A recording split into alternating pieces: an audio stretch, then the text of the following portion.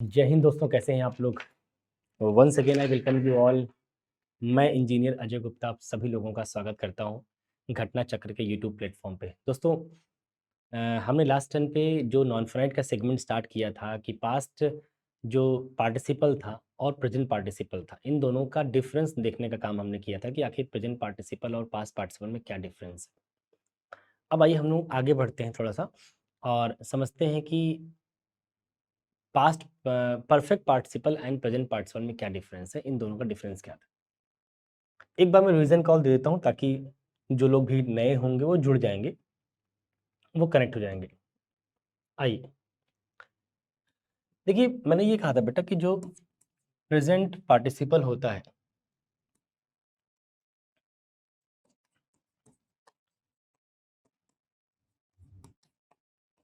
ये वर्ब की ING form से बनता है और जो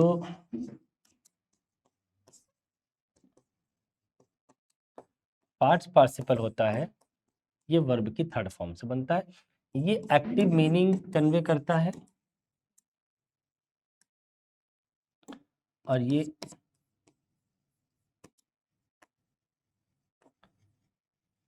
पैसिव मीनिंग कन्वे करता है। तो ये ध्यान रखना है कि एक्टिव मीनिंग कन्वे करना हो तो प्रेजेंट पार्टिसिपल यूज करिए और पैसिव मीनिंग कन्वे करना हो तो पास्ट पार्टिसिपल। एक एग्जांपल मैंने कहा डियर आपसे, ये थोड़ा सा मैं इसलिए बता दे रहा हूँ क्योंकि जैसे जो लोग अगर आप में से कुछ स्टैंडर्ड लेवल की तैयारी करते हैं, जो सीजीएल के अलावा भी, अगर आप सीजीएल में तो नहीं पूछेगा इतना अच्छा, बट सीजीएल के अलावा अगर आप टीजीटी पीजीटी भी दे रहे हैं ना, सीडीएस वगैरह भी दे रहे हैं, तो वहाँ पे पूछ सकता है, थोड़ा सा अच्छा एग्जाम होता है। मैंने कहा स्विमिंग बॉय,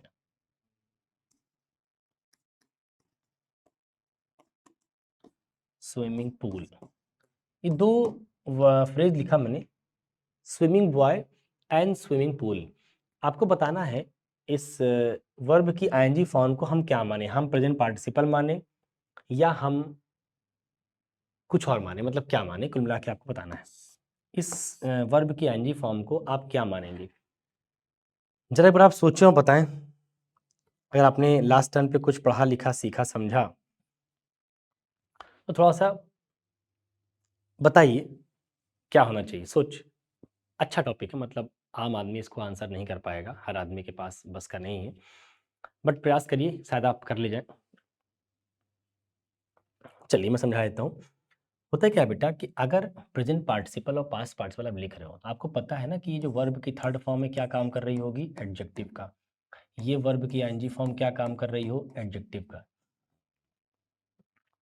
प्रेजेंट पार्टिसिपल भी एडजेक्टिव होता है, पास्ट पार्टिसिपल भी एडजेक्टिव होता है।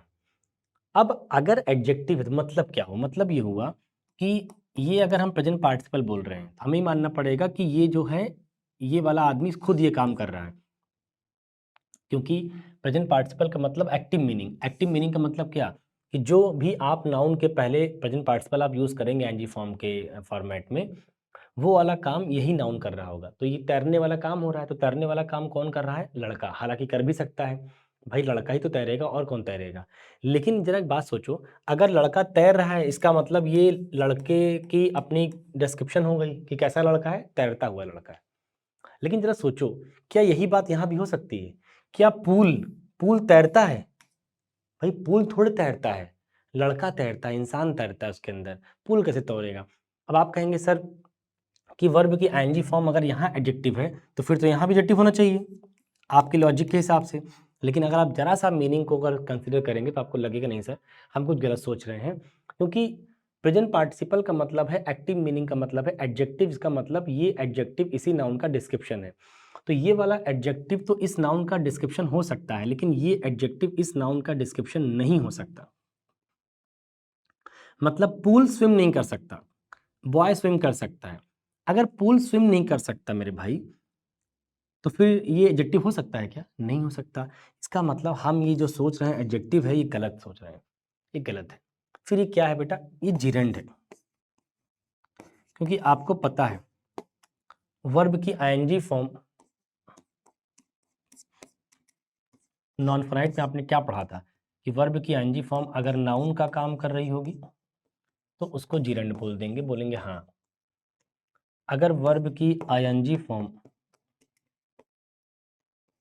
एडजेक्टिव का काम कर रही होगी तो उसको आप बोल देंगे present participle.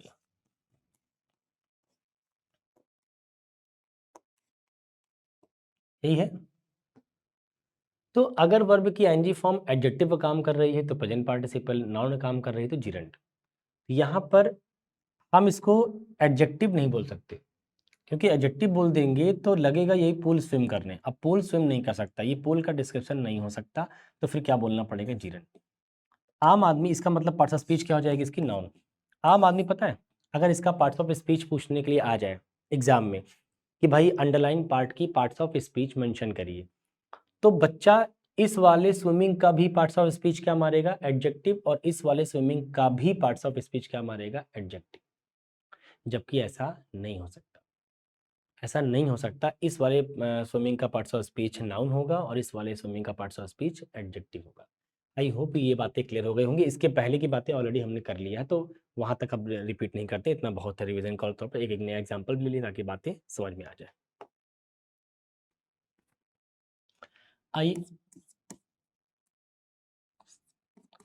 Present participle versus perfect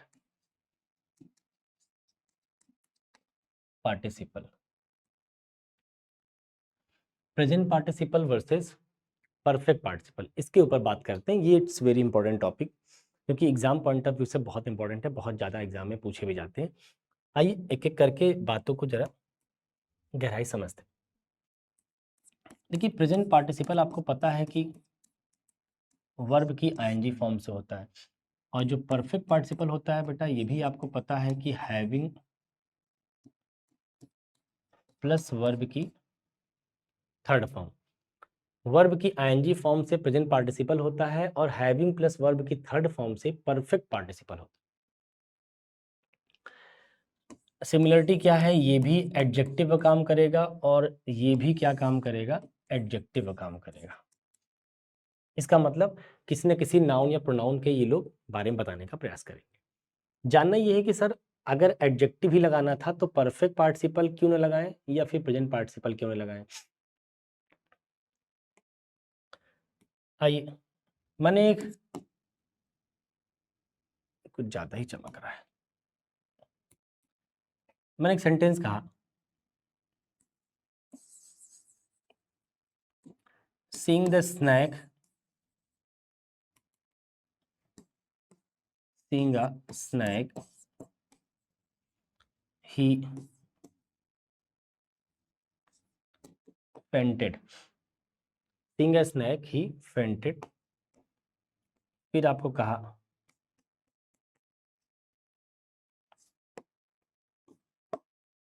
eating food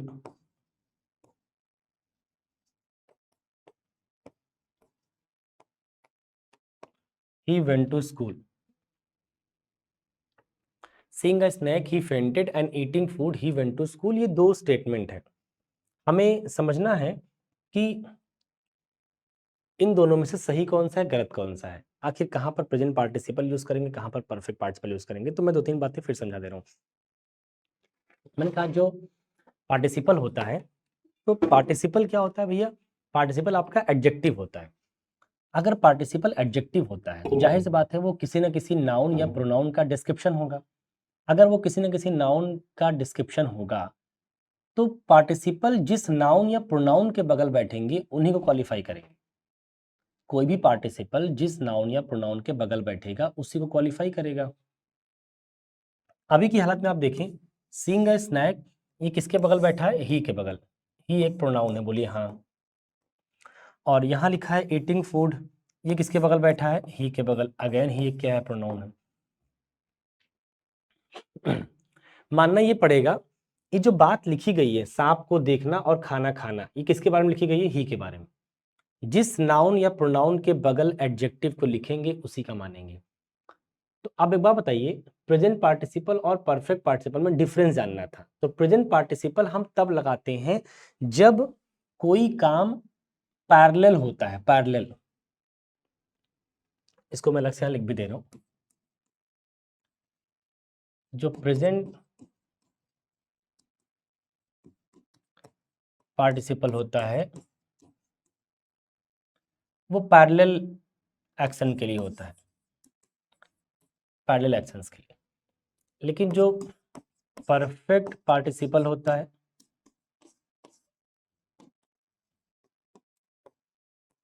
वो एक्चुअल में 1/1 एक्शन होते हैं। कोई एक्शन अगर 1/1 हो रहा है तो वो परफेक्ट पार्टिसिपल है, एक के बाद एक। और कोई दो एक्शन अगर एक साथ हो रहे हैं, ऑलमोस्ट एक साथ तो कुछ होता नहीं, बट ऑलमोस्ट एक साथ होता है, तो उसको बोलते हैं पैरेलल एक्शन प्रेजेंट पार्टिसिपल। तो ये छोटी सी बात है जो आपको दिमाग में रखनी है। एक बात बताओ, सांप का देखना इस आदमी का और इसका बेहोश होना, फेंट का मतलब बेहोश होना, ऑलमोस्ट सेम होगा। भाई अगर कोई आदमी सांप से डरता होगा तो जैसे ही सांप को देखा होगा तो उसकी पूरी शरीर एकदम ठंडी पड़ जाएगी, बेहोशी वाली हालत आ जाती है। तो सांप को देखना और बेहोश होने में बहुत अंतर नहीं होता है अगर वो कमजोर दिल का आदमी है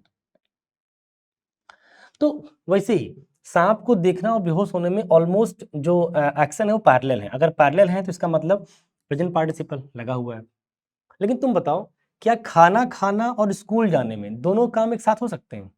इधर आपने खाना खाया और इधर आपने स्कूल पहुंच गए, ऐसा हो सकता है क्या? नहीं।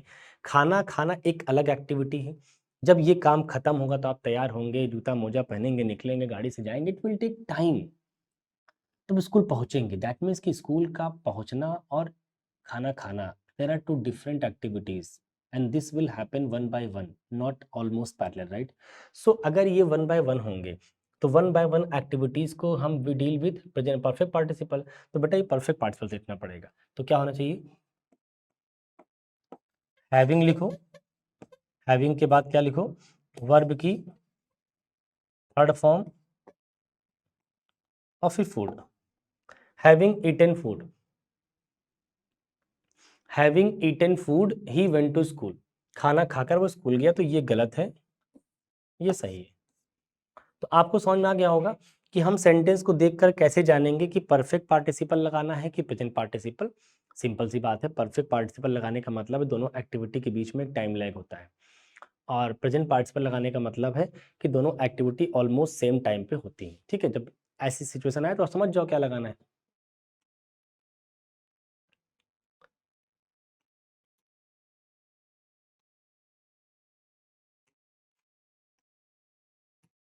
आओ, देखो एक एग्जाम का सवाल है, जरा एक सवाल आप करो। लिखा है finding a hotel, finding a hotel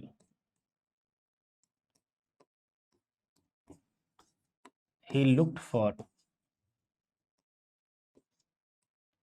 dinner, finding a hotel he looked for dinner.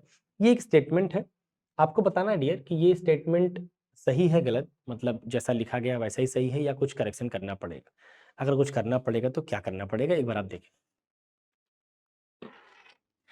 एक 10 सेकंड की विंडो दे दी है आपको, सोचिए इज इट राइट और रॉन्ग।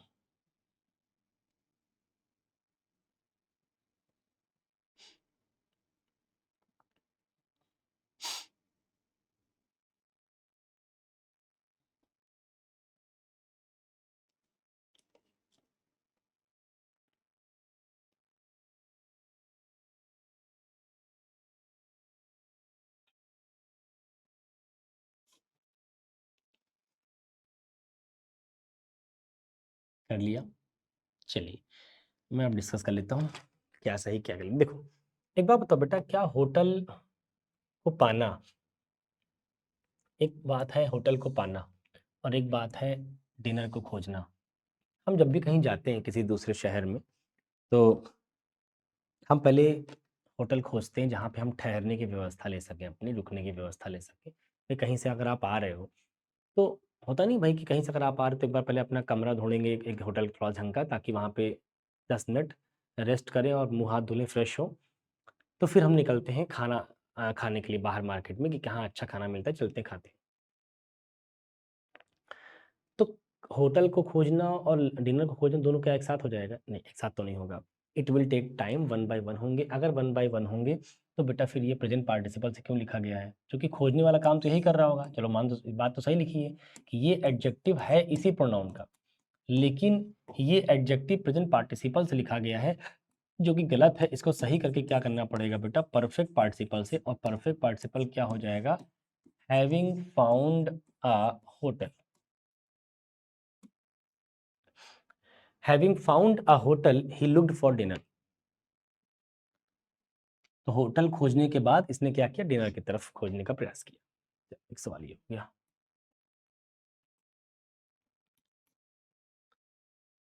मैंने फिर एक सवाल कहा बेटा आपके लिए कि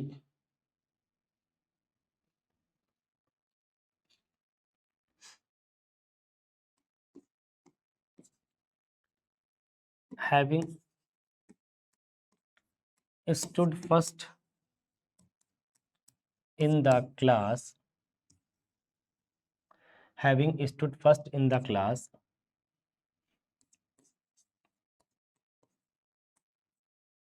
the teacher awarded him। ये सेंटेंस है जिसका आंसर आपको करना है, बताना है बेटा ये सेंटेंस सही है गलत। अगर सही है तो बहुत अच्छी बात है, और लगे अगर गलत है तो क्या करने से सही हो जाएगा, मतलब क्या करना पड़ेगा ताकि क्या हो जाएगा? सही हो जाएगा। एक बार आप ट्राई करें। Having stood first in the class, the teacher awarded him. Is it right और रॉन्ग? क्या होना चाहिए भाई? देखिए, चलिए, मैंने अभी कुछ देर पहले कहा बेटा कि जो परफेक्ट पार्टिसिपल होता है या कोई पार्टिसिपल, मतलब I am not talking about only perfect participle, I am just talking about all the participles like present participle, past participle and perfect participle. They all are adjectives, right? अगर ये adjective है that means what? कि they qualify a noun और pronoun, they will describe a noun और pronoun. इसका मतलब which noun will they describe? तो आपने कहा कि साहब जिसके पास बैठा होगा। तो अभी की हालत में अगर आप देखें तो अभी की हालत में ये परफेक्ट पार्टिसिपल है, having stood first in the class. ये पूरी बात किससे लिखी गई है? परफेक्ट पार्टिसिपल से। बोलिए हाँ। बात को जरा समझिएगा, अगर ये पूरी बात परफेक्ट पार्टिसिपल से लिखी गई है तो इसका मतलब ये क्या काम कर रही होगी? एडजेक्टिव का, क्योंकि कोई भी पार्टिसिपल एडजेक्टिव का ही काम करता है। अच्छा, ये एडजेक्टिव किसका मानेंगे? क्योंकि एडजेक्टिव है तो किसी ना किसी नाउन या प्रोनाउन को ही क्वालिफाई करेगा, उसी के बारे में बताएगा। तो आपने कहा साहब ये किसके बारे में बता रहा है? तो आपने कहा जिसके बगल बैठेगा। किसके बगल बैठा है इस वक्त? टीचर के बगल बैठा है, इस नाउन के बगल बैठा है। तो मानना ये पड़ेगा कि ये एडजेक्टिव किसी और का नहीं, इसी नाउन का है। जैसे अभी कुछ देर पहले कि मानना ये पड़ेगा कि ये क्या किससे लिखा गया है? परफेक्ट पार्टिसिपल से लिखा गया है। बोलिए हाँ। भाई ये भी तो परफेक्ट पार्टिसिपल से लिखा गया है, और अगर ये परफेक्ट पार्टिसिपल से लिखा गया है तो क्या काम कर रहा होगा? एडजेक्टिव का। अच्छा, ये एडजेक्टिव किसका मानना पड़ेगा? जिसके बगल बैठा होगा। किसके बगल बैठा है? ही के बगल। भैया इस ये किसकी जगह लिखा गया है यहाँ? तो इसके बाद क्या मिलेगा? ही। इसका मतलब ही क्या है बेटा? प्रोनाउन। तो ये एडजेक्टिव किसका है? इसी प्रोनाउन का है। तो जिसके बगल बैठाओगे मानना उसी का पड़ेगा। और पहले देख लो, देखो यहाँ लिखा है हैविंग ईटन फूड। तो having eaten food again adjective, perfect participle, किसके बगल बैठा? ही के बगल। तो किसका मानना पड़ेगा? इसी प्रोनाउन का। तो मानना पड़ेगा ही वो व्यक्ति जो ईटने वाला काम कर रहा है, ईट रहा है, वो ईटने के बाद स्कूल चला गया। तो परफेक्ट पार्टिसिपल जिसके बगल बैठाओगे उसी का मानना पड़ेगा। तो अभी की हालत में मानना ये पड़ेगा कि भाई ये परफेक्ट पार्टिसिपल से लिखा गया है और ये एडजेक्टिव का काम करता है, तो मानना पड़ेगा ये एडजेक्टिव इसी नाउन का है। इसका क्या मतलब हुआ कि इसी नाउन का है? इसका मतलब इसी के बारे में बता रहा है। तो इसके बारे में क्या बता दिया? इसके बारे में ये बता दिया having stood first. Stand first का मतलब होता है किसी क्लास में प्रथम आना। स्टैंड फर्स्ट का मतलब होता है भैया प्रथम आना। बोलिए हाँ। तो वो कह रहा है कि ये जो बात लिखी जा रही है परफेक्ट पार्टिसिपल में, वो ये कह रहा है कि कक्षा में प्रथम आ गया। तो प्रथम कौन आया होगा? टीचर। लेकिन आपको पता है कि क्या टीचर प्रथम आ सकता है? क्या टीचर प्रथम आ सकता है? बोलेंगे आप नहीं। आखिर फर्स्ट कौन आया होगा? फर्स्ट टीचर नहीं आया होगा बेटा, फर्स्ट आया होगा वो पर्सन। इसकी खुशी में टीचर ने उस लड़के को बुलाकर उसको अवार्ड दिया। इसका मतलब एडजेक्टिव अभी किसके बगल बैठा है? टीचर के बगल। तो मानना पड़ेगा टीचर ही वो आदमी है जो फर्स्ट आया, जबकि हमारा कॉमन सेंस ये कहता है कि टीचर फर्स्ट नहीं आ रहा होगा, फर्स्ट आ रहा होगा ये आदमी। इसका मतलब ये एडजेक्टिव इस आदमी का होना चाहिए, तो इसके बगल होना चाहिए, लेकिन ये तो इसके बगल बैठ गया, इसका मतलब सवाल तो गलत है। अब सही करने का तरीका कई सारे हो सकते हैं।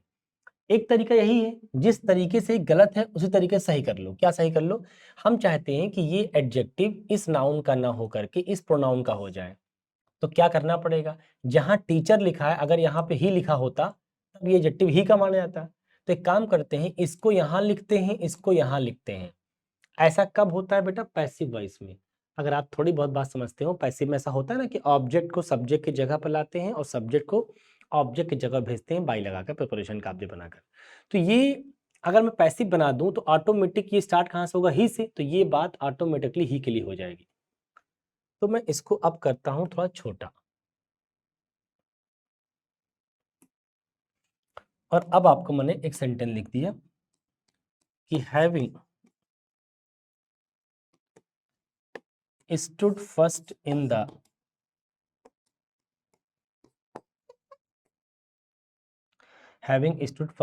class, he was awarded by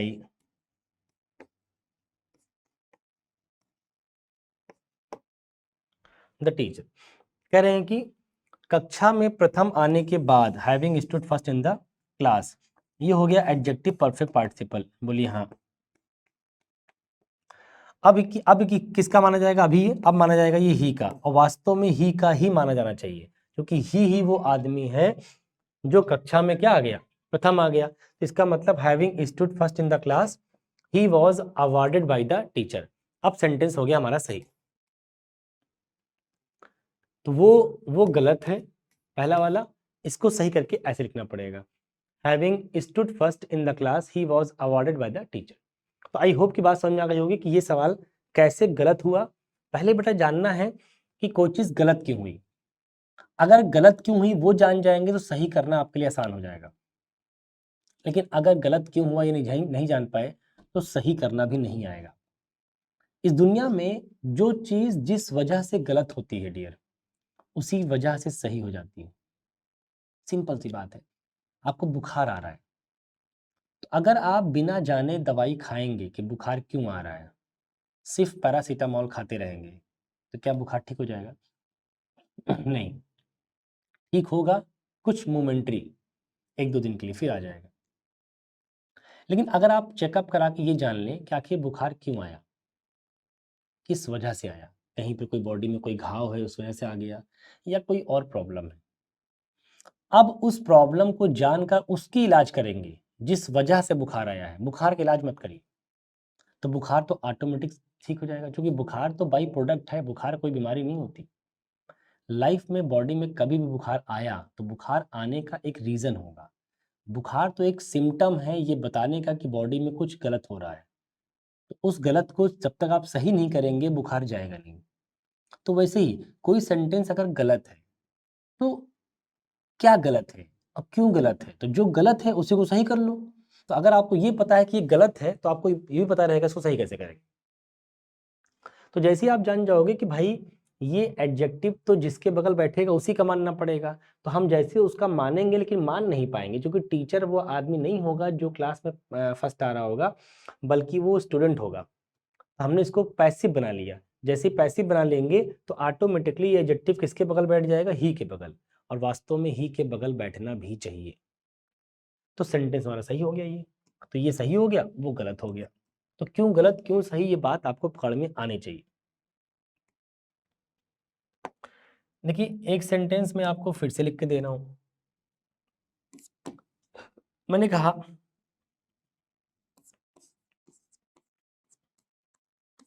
having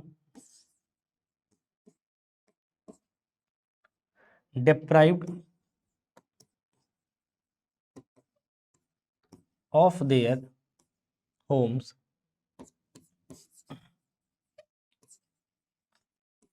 they had to leave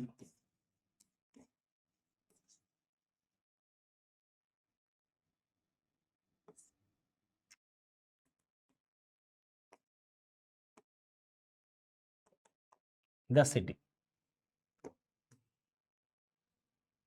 ये स्टेटमेंट है, आपको बताना है डियर ये सही है गलत। Having deprived of their homes, deprive मतलब वंचित करना किसी को, they had to leave the city, इन लोगों को शहर छोड़ना पड़ा, इन लोगों को शहर छोड़ना पड़ा। Having deprived of their homes they had to leave the city, इन लोगों को शहर छोड़ना पड़ा।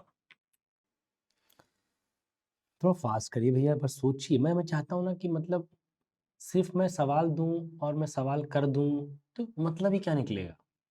जब ऑडियंस हमारी 10 मिनट सवाल पे नहीं देगी, सोचेगी नहीं, तो उसे उस सवाल का एहसास भी नहीं होगा कि आखिर इसमें ऐसा क्या पूछा गया है जो सर वेट करवा रहे हैं सबको। और हम ये चाहते हैं कि मेरा हर एक स्टूडेंट सवाल को पढ़े, पढ़ के आंसर करने का प्रयास करे। आई नो इट वेल कि ये क्लास लाइव नहीं है, लेकिन मैं फिर भी रिकॉर्डेड के अंदर लाइव की फीलिंग देना चाहता हूँ कि आप जब इसको देख रहे हो तो आपके सामने कोई सेंटेंस आया तो मैं उतना पॉज ले रहा हूँ जितना लाइव में लोग लेते हैं, ताकि आपको सवाल का आंसर करने में टाइम मिल जाता है।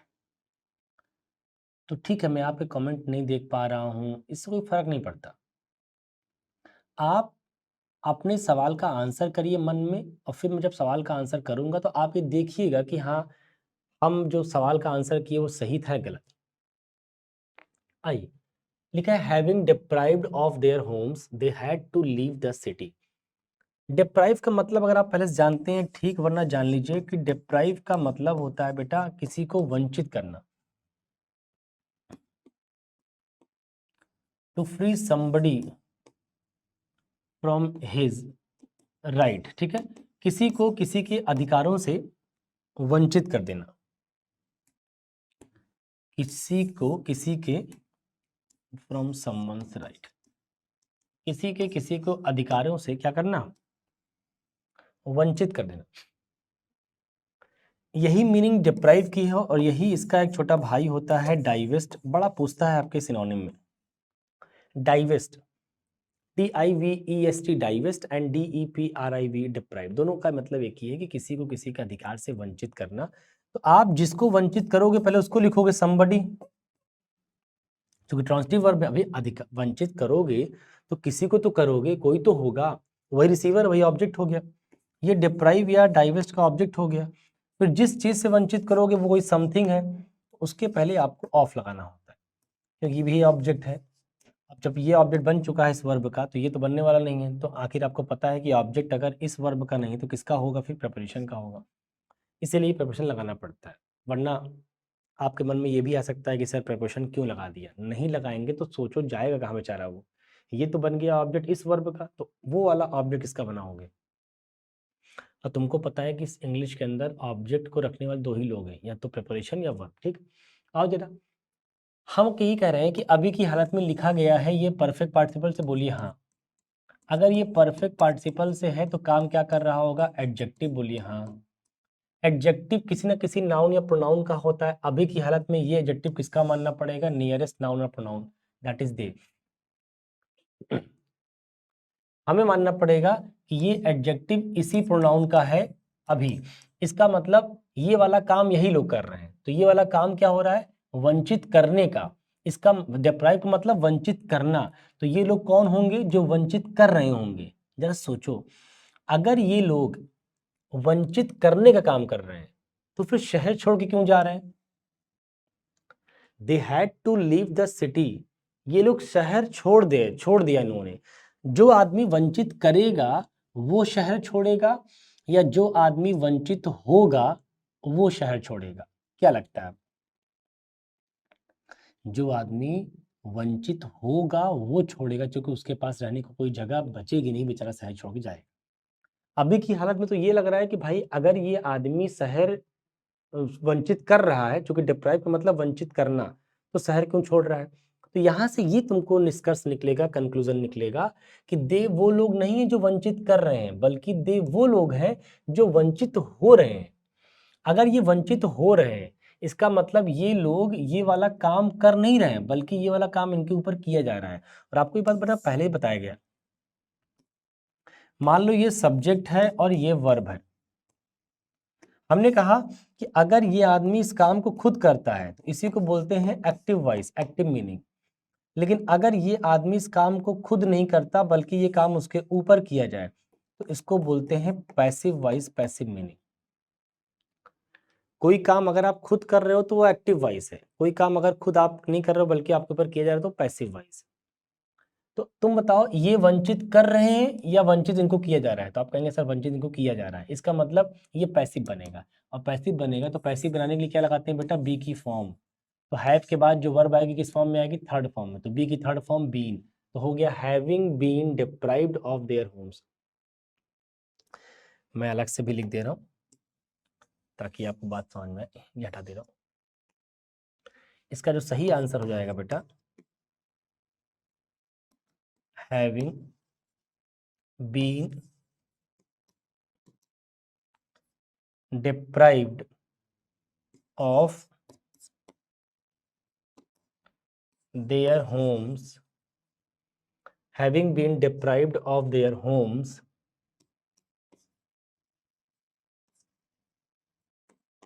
they had to leave the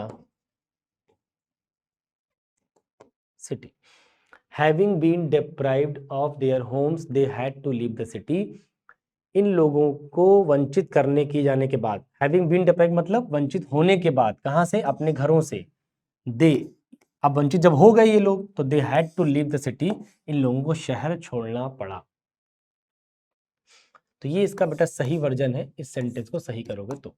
ये गलत है, तो ये जानो कि आखिर वो गलत क्यों था और ये सही क्यों है। तो जिस वजह से वो बेटा गलत है उसी वजह से ये सही है। मैं एक एक एग्जांपल बहुत ही क्लियर करते चल रहा हूँ, बस एक बार आप मन लगाकर मेरी बात को सुने समझें तो आपको लगेगा वास्तव में सर चीज़ें बहुत आसान है। मतलब कन्फ्यूजन टाइप की बहुत चीज़ें हैं नहीं, but we people are creating the problem, we people are creating the confusion.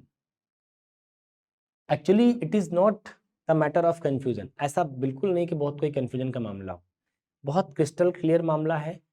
Adjective है तो नाउन प्रोनाउन को क्वालिफाई करेगा, जिस नाउन प्रोनाउन के बगल लिखोगे उसी को क्वालिफाई करेगा। मतलब तमाम चीज़ें जो हैं बहुत ही लिंक्ड हैं, उसमें कोई इफ एंड बट नहीं आगे पीछे की कहानी।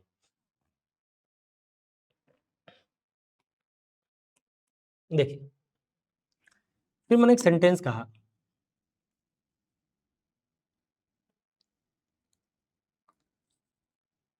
हैविंग, ये सारे एग्जाम के प्रीवियस ईयर पेपर है बेटा, सीजीएल के जितना मैंने लिखा है सवाल, सब पेपर के सवाल लिख रहा हूँ। Having beaten by his,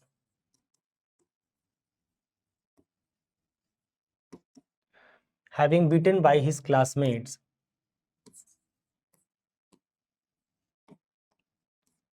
he began to weep. Having beaten by his classmates, he began to weep. ये स्टेटमेंट है और अब आपको बताना है फिर से वही बात कि साहब ये सेंटेंस जो लिखा गया है वो सही है या गलत। आशा करता हूं इस बार जो लोग भी, क्योंकि लाइव तो है नहीं, मैं आपको देख तो नहीं पा रहा हूं कि आपने दिया कि नहीं दिया, बट ईमानदारी से ऑनेस्टली अगर आप आंसर दे रहे हैं मुझे बहुत अच्छा लगेगा कि चलो बच्चे ने 2 सवाल देखा, 3 सवाल देखा, लेकिन अब आंसर खुद से कर रहा है। क्योंकि कॉन्सेप्ट अगर पकड़ में आ गया तो आंसर आपका बहुत चल जाएगा, लेकिन कॉन्सेप्ट पकड़ में नहीं आया तो आंसर बिल्कुल नहीं आएगा, इस बात का ध्यान रखिएगा। बार बार आप कितने भी एग्जाम्पल कर लो, मैं 10,000 एग्जाम्पल करा दूँ, आंसर वैसा का वैसा रहेगा। तो इंपॉर्टेंट ये है कि पहले आप कॉन्सेप्ट को पकड़ें कि हम क्या बार बार समझा रहे हैं। तो सेम सवाल फिर से बेटा वही है, बस आपको आंसर करना है कि क्या इस सवाल में भी हम जो आपने अभी पढ़ा लिखा समझा, क्या हम उसको अप्लाई कर पा रहे हैं। अगर अप्लाई कर पा रहे हैं तो क्या दिक्कतें आ रही हैं, उन दिक्कतों को ज़रा महसूस करें और सही करें। वास्तव में बहुत स्मार्ट लग रहा हूँ मैं इस वीडियो में, मानना पड़ेगा। बच्चे भी देखेंगे तो ही बोलेंगे हाँ सर आप सही कह। कैमरे की क्वालिटी है कि मैं स्मार्ट हो गया हूँ, समझ नहीं पा रहा हूँ। देखो भाई, having beaten by his classmate he began to weep. मैंने कहा अभी की हालत में जो लिखी गई बात है having beaten by his classmate, तो अगेन ये क्या है बेटा, परफेक्ट पार्टिसिपल। क्या काम कर रहा होगा, एडजेक्टिव का। और हमने कहा एडजेक्टिव उसी के बगल बैठेगा जिसका है, तो अभी किसके बगल बैठा है, ही के बगल, तो मानना पड़ेगा इसी ही प्रोनाउन का ये एडजेक्टिव है। मतलब अगर ये एडजेक्टिव इस ही का है तो इसका क्या मतलब, इसका मतलब ये है कि ही वो आदमी है जो पीटने का काम कर रहा है। बीट का मतलब मारना पीटना, मतलब ही अगर मार रहा है, जरा सोचो, बीटने का मतलब मारना, तो ये वाला काम कौन कर रहा होगा, ही। अगर ही मार रहा है तो मेरे भाई फिर ही रो क्यों रहा है? कोई नौटंकी तो नहीं चल रही है कि तुम ही मारोगे और तुम ही रोओगे तो हम क्या करेंगे? इसका मतलब है कि ही अगर मारने का काम कर रहा है तो भाई साहब ही रो नहीं सकता, लेकिन अगर ही रो रहा है तो फिर वो मार नहीं रहा होगा। तो क्लियर सी बात है कि अगर ही रो रहा है, ही बिगैन टू वीप, कि ही रोने लगा, तो ही कब रोने लग जाएगा, जब इसको मार पड़ रही होगी। इसका मतलब अगेन ये आदमी इस काम को कर नहीं रहा है, बल्कि ये वाला काम इसके ऊपर किया जा रहा है। सेम क्वेश्चन है जैसा पहले वाला किया, सेम एज अर्लियर। मतलब ये वाला काम उसके ऊपर हो रहा है, न कि ये आदमी इस काम को कर रहा है, तो पैसिव वॉइस बनेगा। अगर पैसिव बनेगा तो आपको पता है कि पैसिव बनाने के लिए बी की फॉर्म लगाते हैं, तो हैव के बाद जो वर्ब आएगी बी की थर्ड फॉर्म आएगी, तो बी की थर्ड फॉर्म भी क्या होगा, बीन। और बाकी वहां लिखा ही है, having been beaten by his classmates he began to weep. अब देखिए, हैविंग बीन बीटन, अपने क्लासमेट्स के द्वारा पिटने के बाद, having been beaten, beat beaten मतलब मारने के नहीं, मार खाने के बाद। किससे मार खाने के बाद? बाय हिज क्लासमेट, क्लासमेट से। ही बिगैन टू वीप, ये आदमी रोने लगा। भाई कोई मार खाएगा तभी तो रोएगा, बिना मार खाए कैसे रोएगा? आशा करता हूं बात समझ में आ रही होगी। आइए कुछ और बेहतरीन सवाल आपके सामने करते हैं। मैंने कहा भैया, having broken down my car I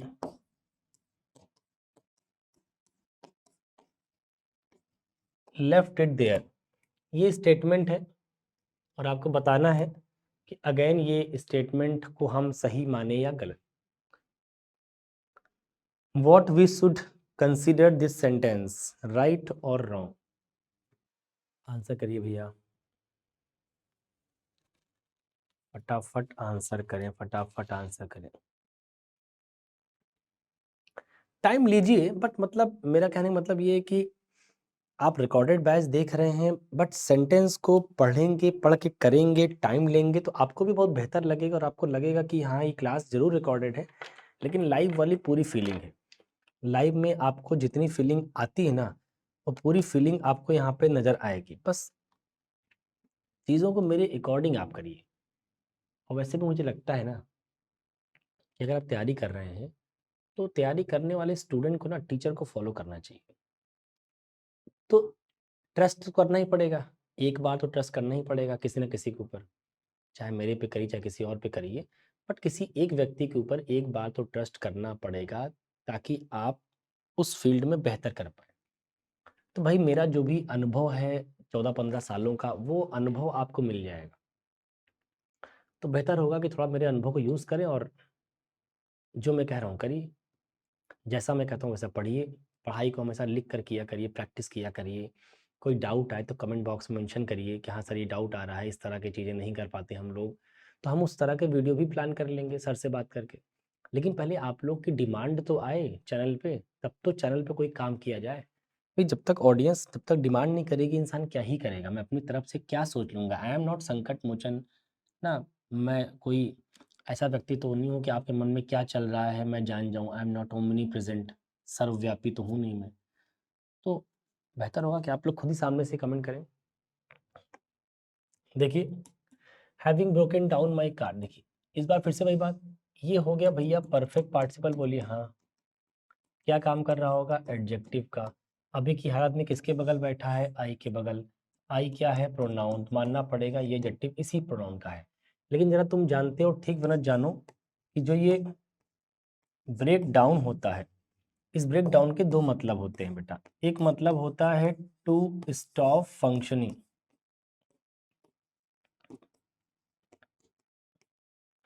to stop functioning, और एक मतलब होता है to be emotional. Break down का मतलब होता है टू स्टॉप फंक्शनिंग और एक मतलब होता है टू बी इमोशनल। ये है,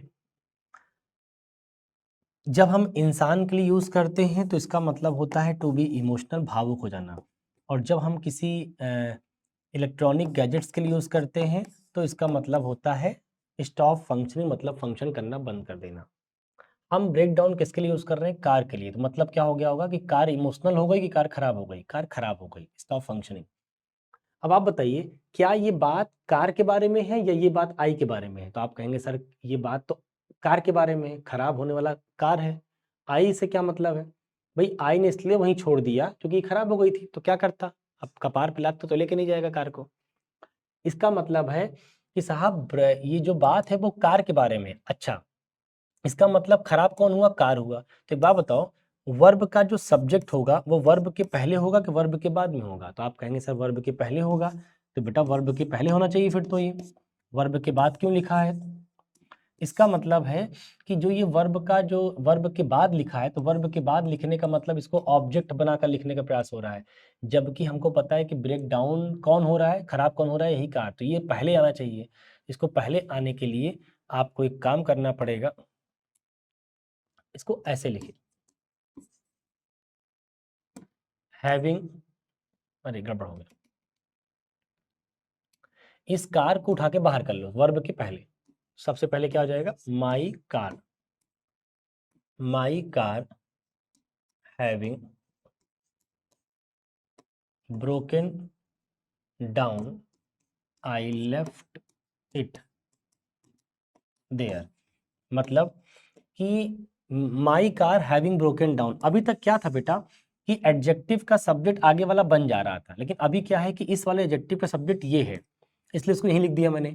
माई कार हैविंग ब्रोकन डाउन मतलब मेरी कार के खराब होने के बाद, हैविंग ब्रोकन डाउन मतलब खराब होने के बाद, ब्रेक डाउन मतलब stop functioning, I left it there, मैंने इसको वहीं पर छोड़ दिया। तो जब कार खराब हो गई तो मैं इसको वहीं पे छोड़ दिया। तो इस बार क्या है कि ये परफेक्ट पार्टिसिपल एडजेक्टिव उस आई का नहीं है बल्कि इस कार का है। तो जिसके जिसका है उसके उठा के पहले करो, चूंकि सब्जेक्ट है इसका, और सब्जेक्ट कहाँ आता है बेटा, वर्ब के पहले आता है। तो वर्ब के पहले लिखो, तो ब्रोकन डाउन वर्ब है, इसके पहले लिख दो माई कार। तो कुल मिला के आपको समझ में आ गया होगा कि गलत क्यों है, जिस वजह से ये गलत है उसी वजह से ये सही हो गया। वहां गड़बड़ी इस बात की है कि सब्जेक्ट जिस जिस वर्ब का, जिस सब क्या बोलूं मैं, जो सब्जेक्ट जिस वर्ब का है वो सब्जेक्ट उस वर्ब के पहले आना चाहिए। वहां पर उसी सब्जेक्ट को ऑब्जेक्ट बनाकर लिख दिया गया है, जो कि गड़बड़ कर दिया गया है। तो उसी को उठा के सही कर लो, काम खत्म हो जाएगा। आई होप कि ये परफेक्ट पार्टिसिपल का जो भी कंटेंट है आपके सामने गया है, अच्छा लगा होगा, बेहतर लगा होगा, आशा करता हूँ। जाके बड़े से रिवाइज करिए, कहीं कोई तकलीफ आए तो आप जरूर कमेंट बॉक्स में मेंशन करिए। ठीक है, मिलते हैं नेक्स्ट क्लास में। Thank you so much.